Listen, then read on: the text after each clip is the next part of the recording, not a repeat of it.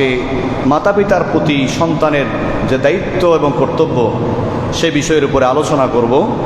আল্লাহ রাব্বুল ইজ্জত যেন আল্লাহ তাআলার হুকুমগুলোকে আমাদের জীবনে পালনের মাধ্যমে আল্লাহ তাআলার সন্তুষ্টি অর্জন করার তৌফিক আমাদেরকে দান করেন বলি আমিন।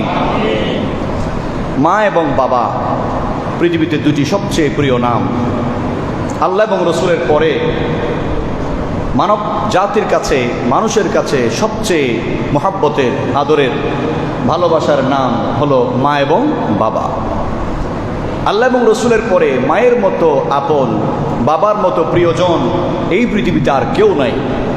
যে মা বাপ না হলে আমাদের অস্তিত্ব আমরা কল্পনা করতে পারি না। রব্বুল আলামিন আল্লাহ তাআলার ইবাদতের কথা বলেছেন। ইবাদতের পরপরই মা এবং বাবার প্রতি মোহাব্বত, ভালোবাসা, শ্রদ্ধা কথা বলেছেন। সূরা বনী ইসরাঈল আমরা দেখতে পাই আল্লাহর ইবাদতের সাথেই ইজাফতের মাধ্যমে আল্লাহ রাব্বুল আলামিন মা বাবার খিদমতের কথা বলেছেন। রব্বুল আলামিন পবিত্র কোরআনে ঘোষণা দিলেন, وَقَضَى رَبُّكَ أَلَّا تَعْبُدُوا إِلَّا إِيَّاهُ وَبِالْوَالِدَيْنِ إِحْسَانًا।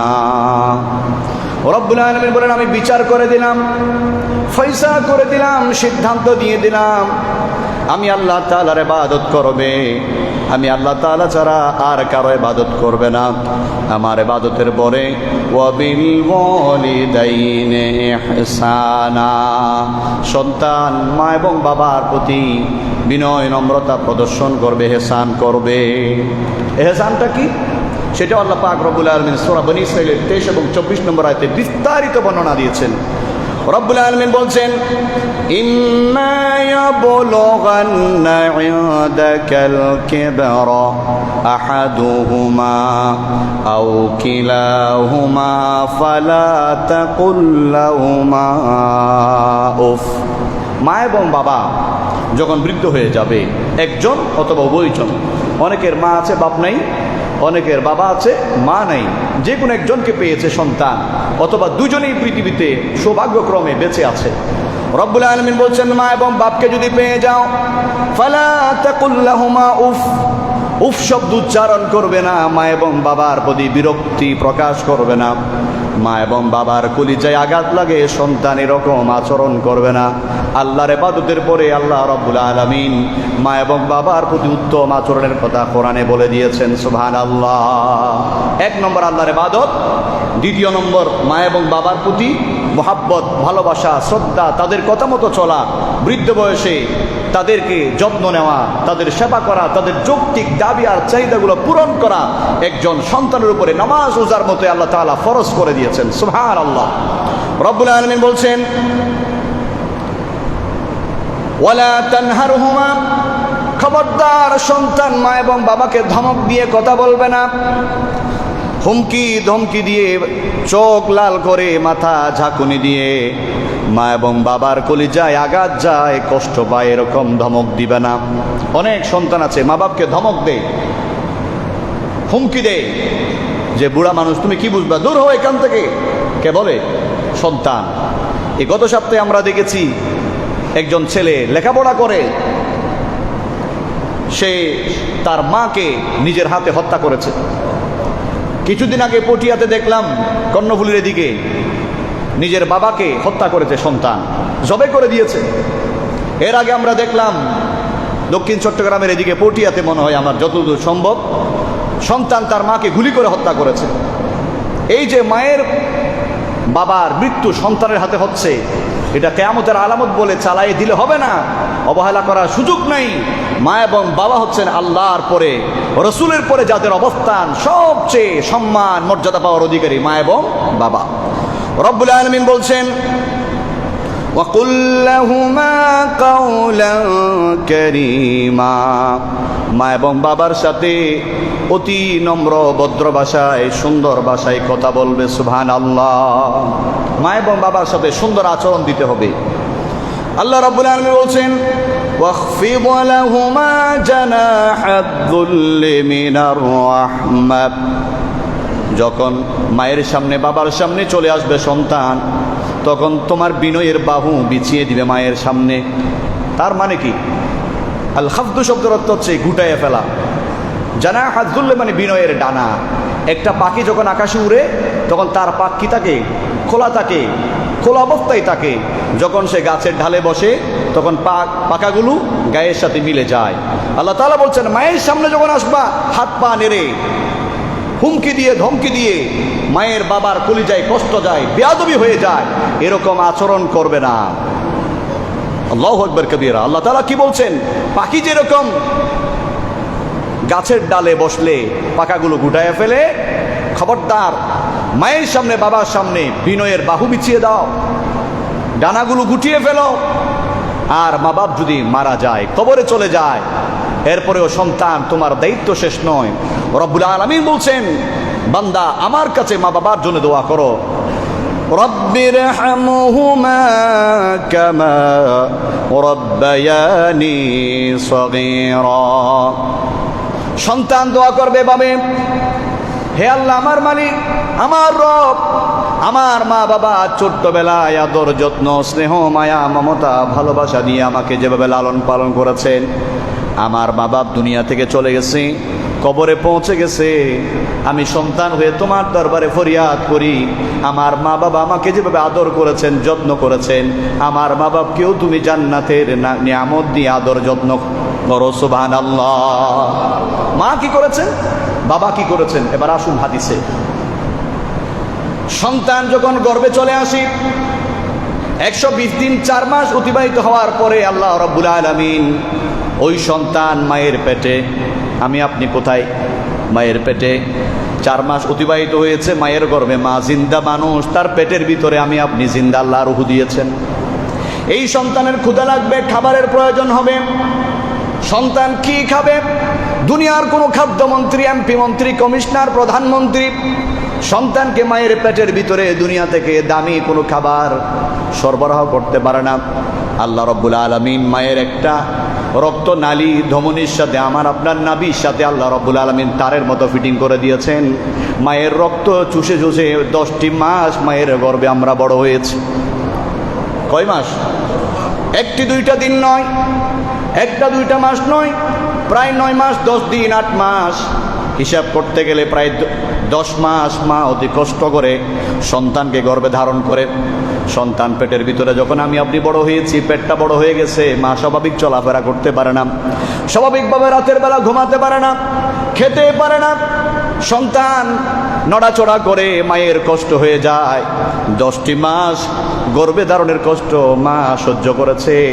দুনিয়াতে আসার টাইম যখন হয়ে গেল, অনেক মা ভয় করে, না জানি এই সন্তান প্রসব করতে গিয়ে আমি মারাও যেতে পারি।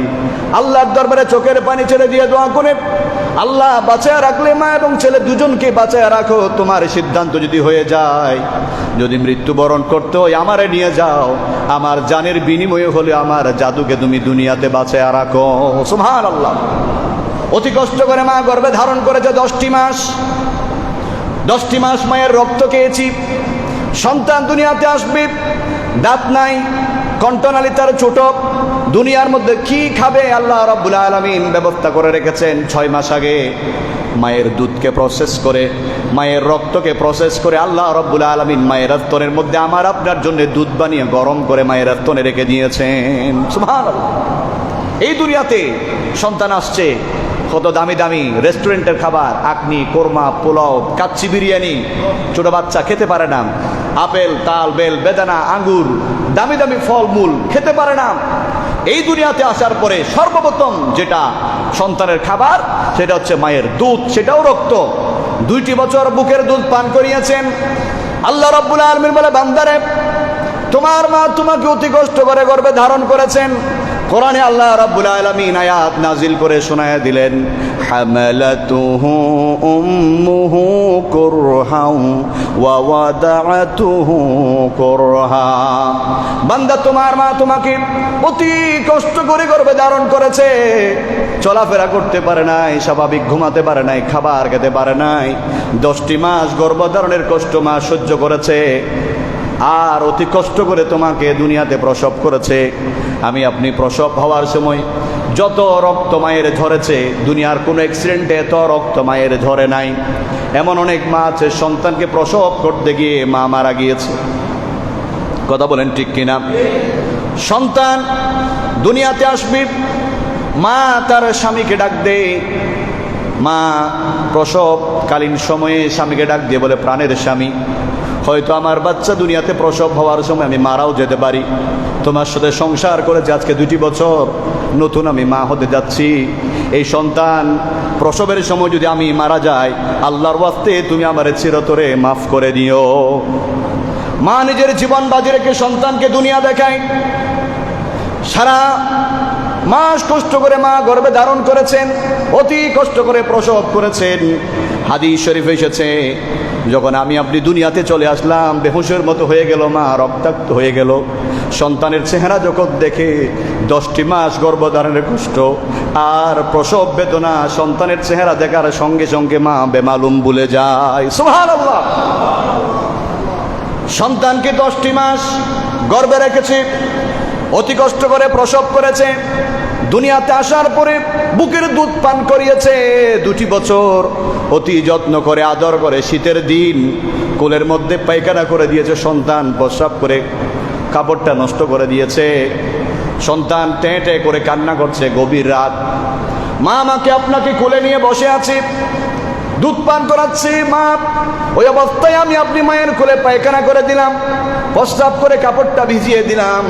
মা রাগান্বিত হয় নাই, মুখে থাপ্পড় দেয় নাই, কোল থেকে আছার মেরে ফেলে দেয় নাই, অতি আদর করে যত্ন করে কুসুম গরম পানিতে আমাকে আপনাকে পরিষ্কার পরিচ্ছন্ন করে নতুন আরেকটা জামা পরায়া, সন্তানের যেন ঠান্ডা না লাগে বুকের মাঝখানে রেখে 2 গালে 2টো চুমু দিয়ে, কপালে চুমু দিয়ে আদর করে আমাকে আপনাকে ঘুম পাড়াইয়াছেন মা। এই জন্য রাসূলের দরবারে একজন সাহাবী আসলেন, ইয়া রাসূলুল্লাহি সাল্লাল্লাহু আলাইহি ওয়াসাল্লাম, মান হাক্কু বিহুসনি সাহাবা, কাকে বেশি সম্মান করব, ইজ্জত করব, মোহাব্বত করব, ভালোবাসবো? আল্লাহর হাবিব বলেন, উম্মুকা, তোমার মা। সাহাবী আবার জানতে চাইলেন, সুম্মা মান ইয়া রাসূলুল্লাহ, হে আল্লাহর নবী, এরপরে আমি কাকে বেশি মোহাব্বত করব? আল্লাহর হাবিব সাল্লাল্লাহু আলাইহি ওয়াসাল্লাম বললেন, তোমার মা। তৃতীয়বারে সাহাবী আবার জানতে চাইলেন, সুম্মা মান ইয়া রাসূলুল্লাহ, তারপরে কি? রাসূল বলেন, উম্মুকা, তোমার মা। রাসূল 3বার মায়ের কথা বলেছেন, এই কারণে যে মা যে 3টা কষ্ট করেছে, দুনিয়ার বুকে আমার আপনার জন্য কেউ এই কষ্ট করবে না।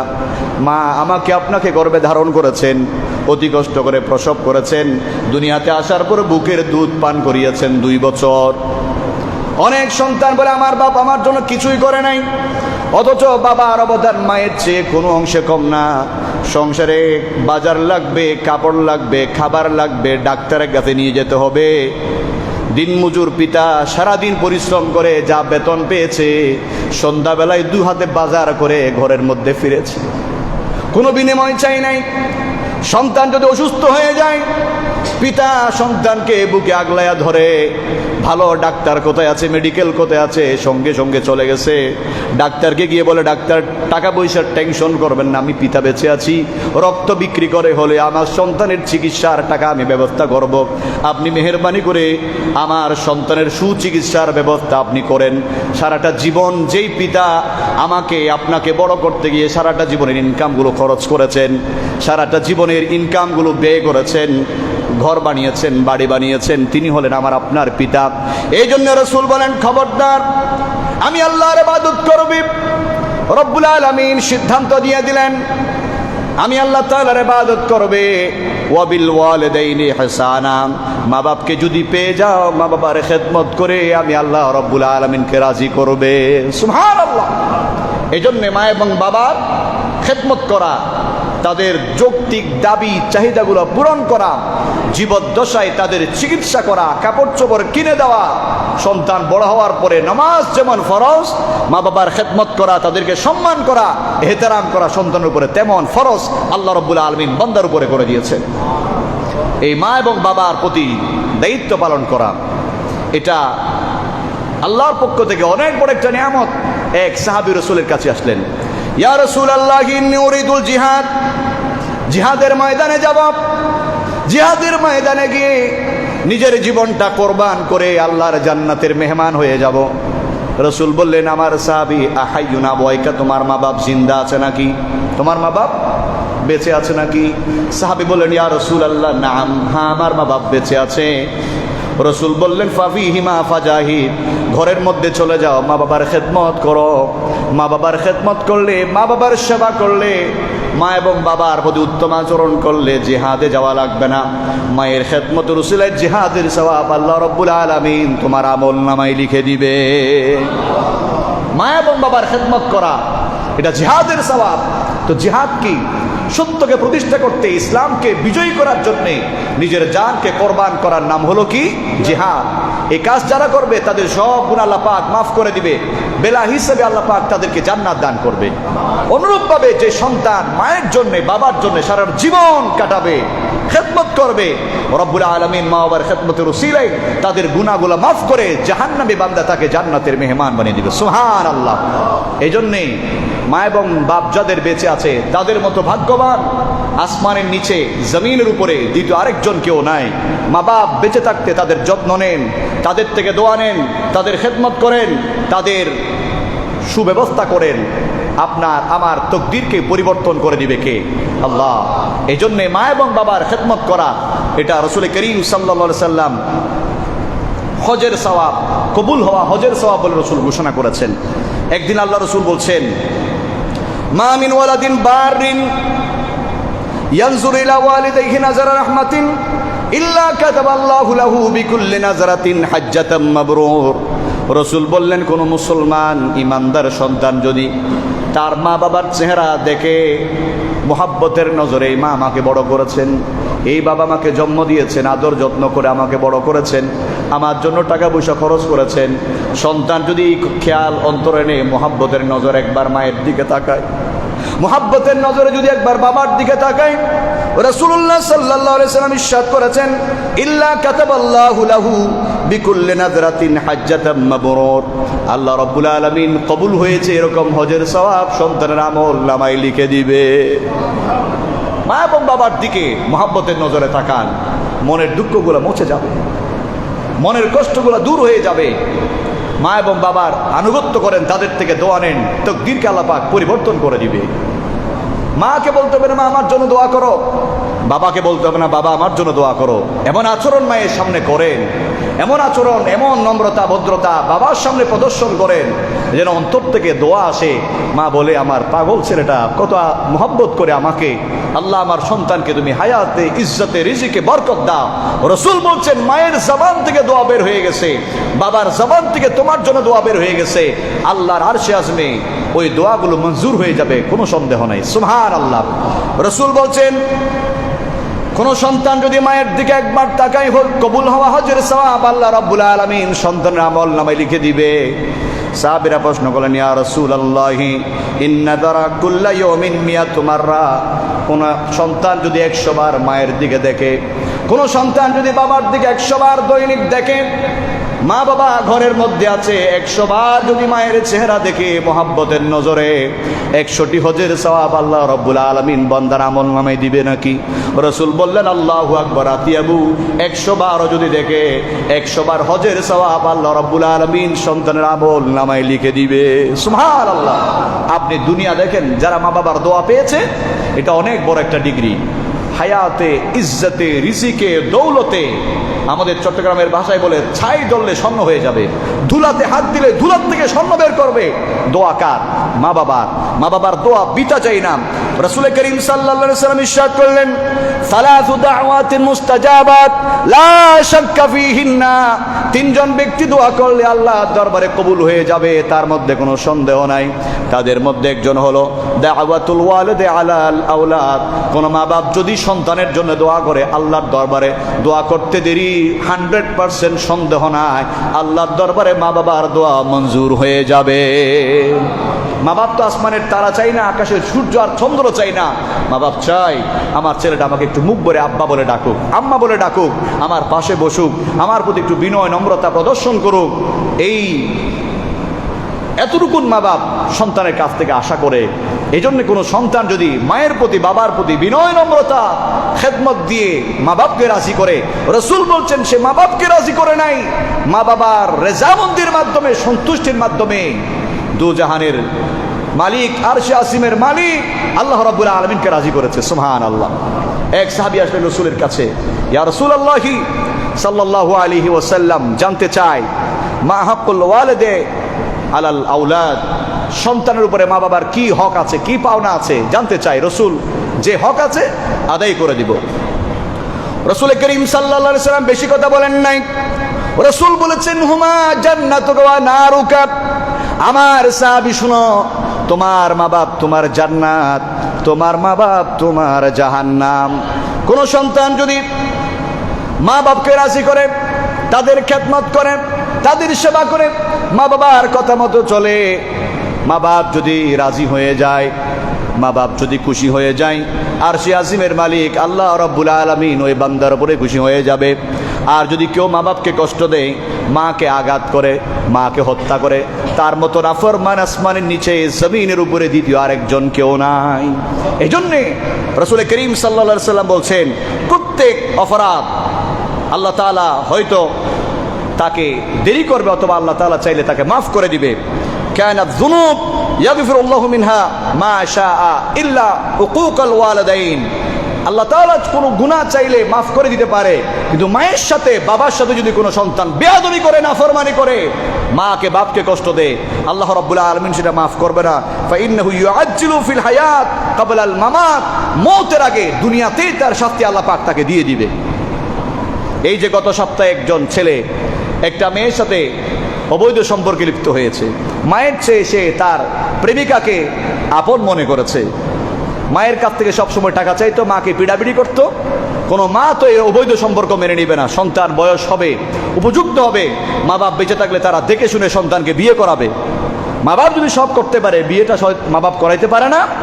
এই জন্যেই মা বাবার প্রতি শ্রদ্ধাবনত থাকা, হায়াতে, ইজ্জতে, রিজিকে, দৌলতে বরকত হওয়ার জন্য এটা সবচেয়ে বড় একটা মাধ্যম। এই সন্তান, নাম তার আসাদ, সাদ মনে হয় তার নাম, সাদ বিন আব্দুর রহমান না কি ছিল নামটা, আপনারা দেখেছেন, টেলিভিশনে নিউজ হয়েছে, পত্রিকায় এসেছে। সে এসে দিনের বেলা বিদ্যালয় থেকে এসে তার মাকে পিছন থেকে মুখ চেপে ধরে শ্বাসরোধ করে হত্যা করেছে। এরপরে ফ্রিজের ভিতরে ঢুকাইছে। এরপর নাটক সাজাইছে যে আমার মাকে ডাকাতরা এসে লুটপাট করে সব নিয়ে গেছে, আমার মাকে হত্যা করেছে। হাত পা বেঁধে মাকে ফ্রিজে ঢুকাইছে, আর একটা কুড়াল দিয়ে আলমিরাতে আঘাত করেছে। এরপর সে চলে গেছে। পরে সে আবার আত্মীয় স্বজনকে বলতেছে আমার মাকে কে হত্যা করেছে। র্যাব পুলিশ আসলো, তাকে গ্রেফতার করলো।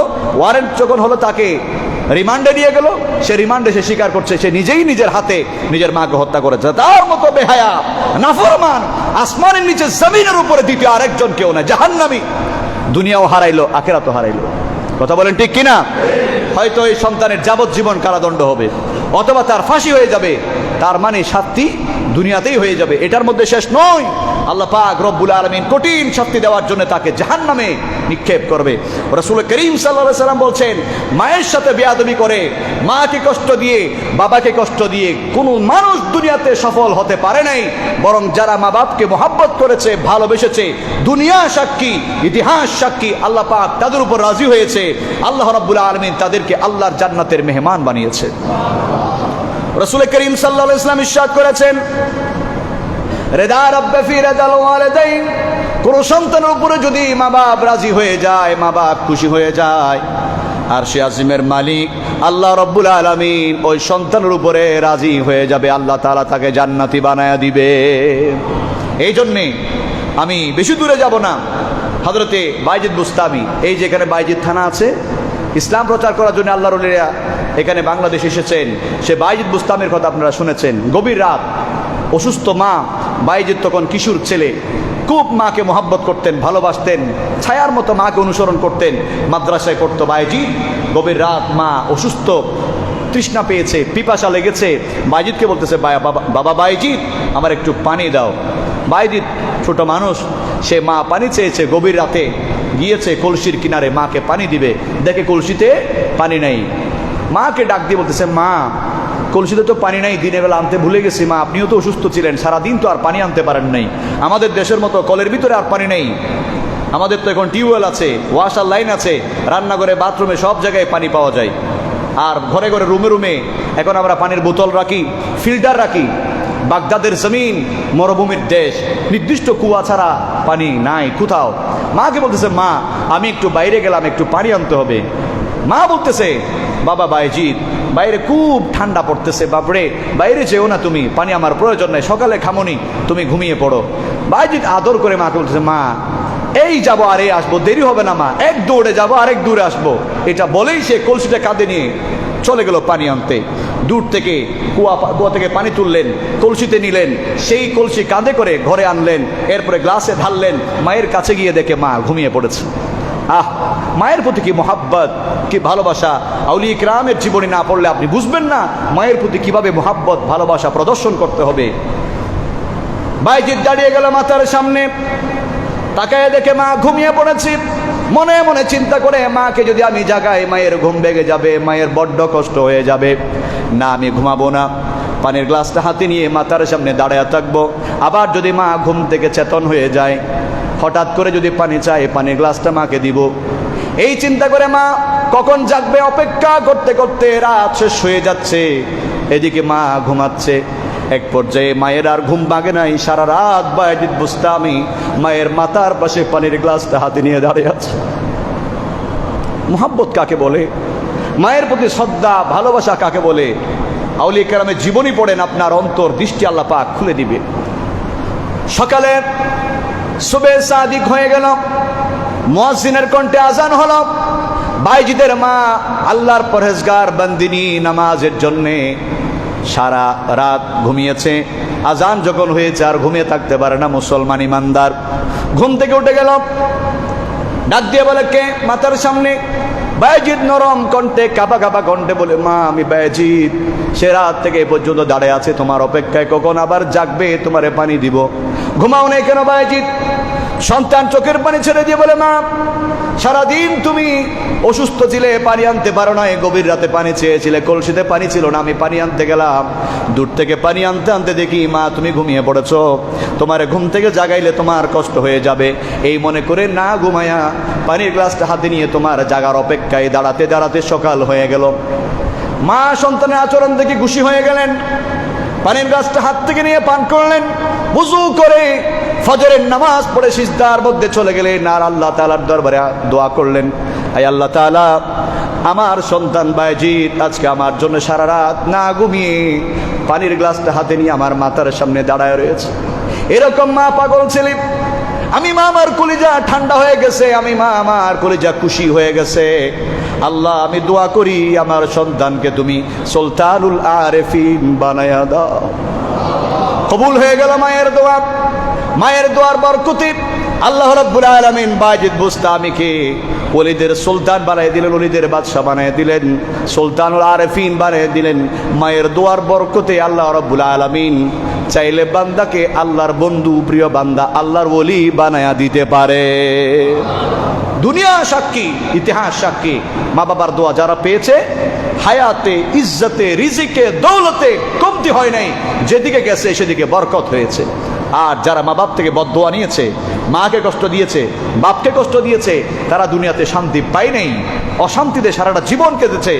এই জন্যেই সাংসারিক জীবনে, পারিবারিক জীবনে, রাষ্ট্রীয় জীবনে উন্নতি, সমৃদ্ধি, শান্তি যদি চান, মা বাবার কদম ধরে কাঁদেন, তাদের থেকে দোয়া নেন।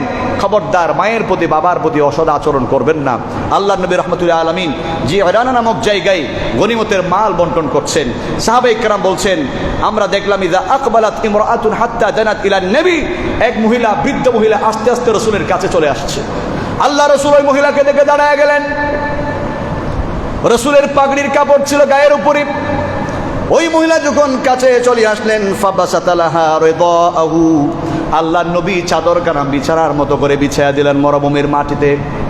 ফাজালাসাত আলাইহা, ওই বৃদ্ধা মহিলা এসে আল্লাহর নবীর চাদরের উপরে বসছে। সাহাবায়ে কেরাম আশ্চর্য, রাহমাতুল্লাহ আলামিন সমস্ত নবীদের সরদার, যেই নবীকে গাছে সালাম দেয়, আসমানের চাঁদ আল্লাহর নবীর হাতের ইশারায় দুই টুকরা হয়ে যায়। একজন সামান্য সাধারণ মহিলা, বৃদ্ধা মহিলা রসুলের কাছে এসেছে। আল্লাহর নবী পাগড়ির কাপড়টা খুলে মাটির মধ্যে বিছিয়ে দিয়েছে পাটির মতো করে। ওই মহিলা রসুলের চাদরের মধ্যে বসেছে। চিনি না ওই মহিলাকে, বুঝলাম না ফজিলত কি, তার মর্যাদা এমন কেমনে হলো।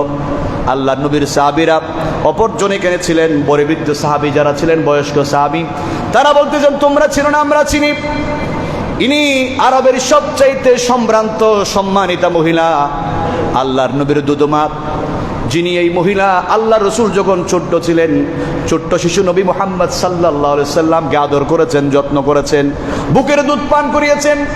ইনি হলেন আল্লাহর নবীর দুধমা, আরবের সবচাইতে সম্মানিতা মহিলা হযরতে হালিমাতুস সাদিয়া।